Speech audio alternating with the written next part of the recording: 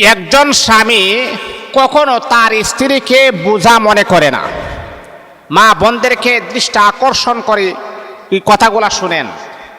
একজন স্বামী কখনো তার স্ত্রীকে বোঝা মনে করে না, কারণ এই পৃথিবীতে সবচাইতে আপন হচ্ছে মেয়েদের জন্য স্বামী।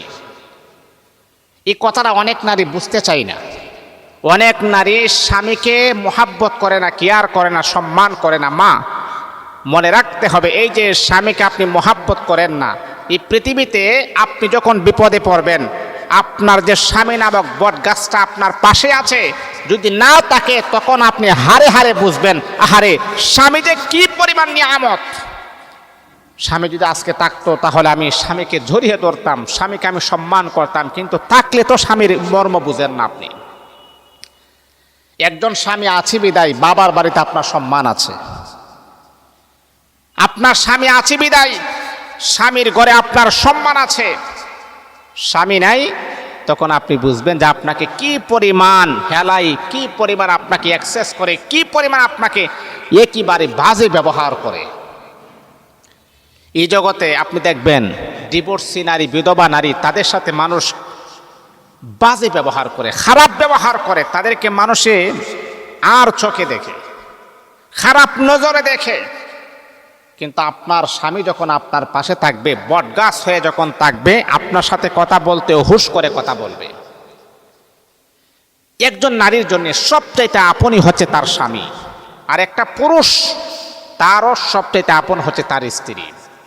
দেখেন, একটা কথা মনে রাখবেন, একটা মেয়ে যখন বিবাহের উপযুক্ত যখন হয়, একটা মেয়ে বিবাহের উপযুক্ত যখন হয়, তখন আপনি দেখবেন যে বাবার কাছে ওই মেয়েটা বোঝা হয়ে যায় যে কখন তাকে একটা ছেলের হাতে আমি তুলে দিতে পারবো, কখন তার জন্য একটা ভালো স্বামীর ব্যবস্থা করতে পারবো।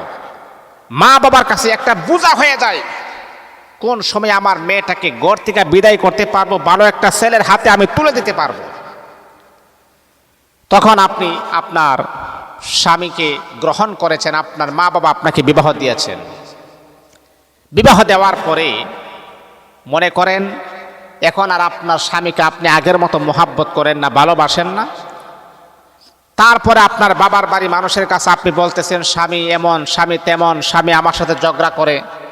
এই স্বামীর কথাটাই আপনি মানতে পারেন না। স্বামী যদি আপনাকে আঘাত করে, এটা নিজের মনের ভিতরে রাখবেন। কেন আপনি আপনার মাকে বলেন, কেন আপনি আপনার বাবাকে বলেন, কেন আপনি আপনার সবাইকে জানিয়ে দেন? এটার কারণটা কি?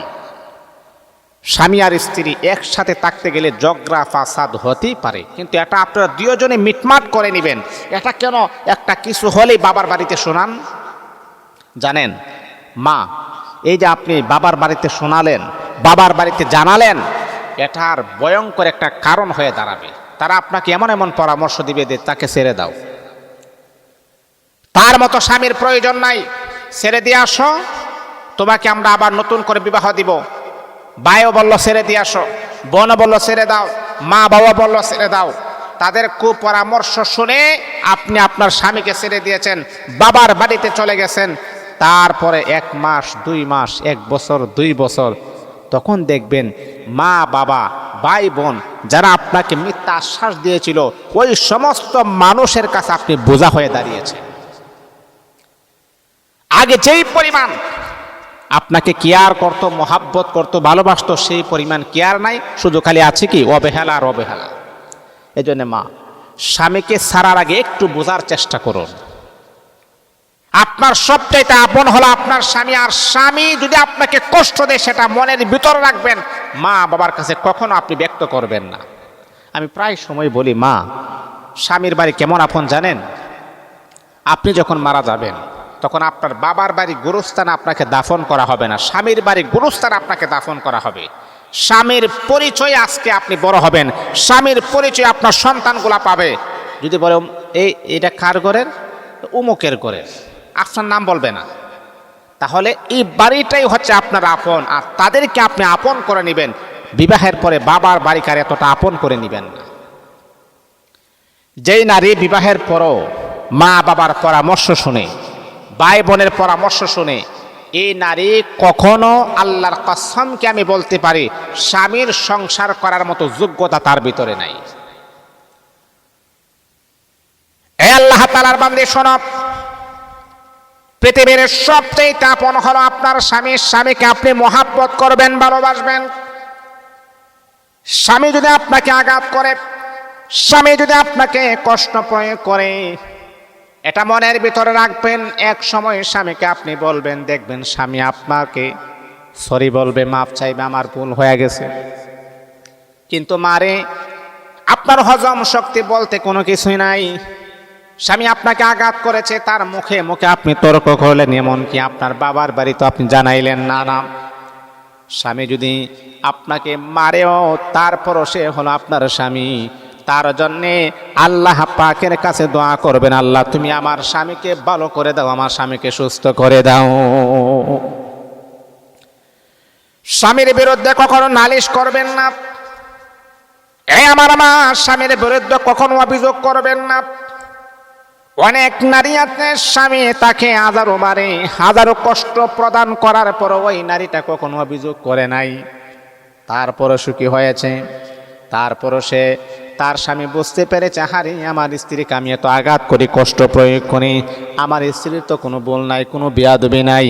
দেখবেন আপনার স্বামী এতটাই ভালো হবে, এক সময় আপনাকে আঘাত করেছে, আর এক সময় দেখবেন আপনাকে সুখের সাগরে বাসায়া দিবে। এই পৃথিবীতে স্বামীর চাইতে আপন কেউ হই না। একজন নারীর জন্য সবচাইতে পারফেক্ট জায়গাই হচ্ছে তার স্বামী। সবাই আপনাকে বোঝা মনে করলেও স্বামী নামক এই বট গাছ কখনো আপনাকে বোঝা মনে করে না।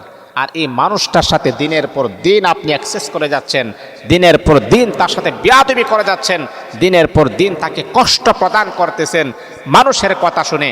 না, মানুষের কথা শোনা বন্ধ করে দেন, স্বামীকে আপন করে নেন, মোহাব্বত করেন, কেয়ার করেন, ভালোবাসেন। আপনি যখন আপনার স্বামীকে মোহাব্বত করবেন, ভালোবাসবেন, কেয়ার করবেন, দেখবেন আপনার স্বামীও আপনাকে মোহাব্বত করবে, ভালোবাসবে। এমনকি সেও অন্যদের কথা শুনবে না, শুধু খালি আপনাকে নিয়ে পড়ে থাকবে ইনশাআল্লাহ।